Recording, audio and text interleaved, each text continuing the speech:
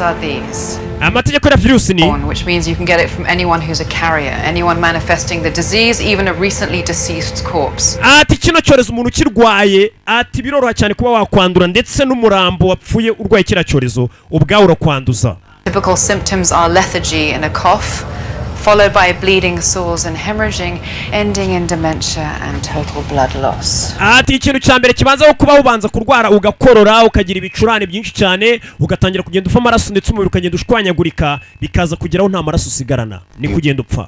3 to 5 days. Ati giye bitwara kinini iyo wamaze kurwara kira cyorezo ni iminsi 3 kuri 5. Bega ifite umubiri ukomeye upfa ku minsi 5. When we were still up in the Arctic. Are you saying the incubation period can change? Urakushaka kuba ko umuntu urwaye cyorezo iminsi ishobora guhinduka yewe. I believe that now that it's been artificially altered, it's been stabilized. You believe? Urakeka ariko bimeze kuyizera. What about dogs?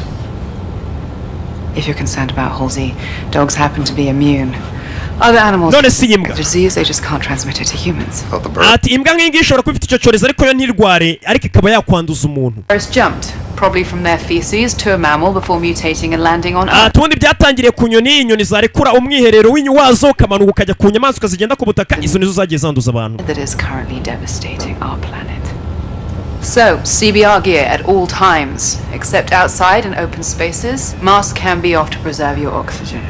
Ati reka mbabwire nitumara ko tugeze hara kuri Guantanamo mwese muze bishoboka ko baza gukuramo mask ariko nimugeramo imbere ahantu ubona ukeka ko bakwanduza wambare mask.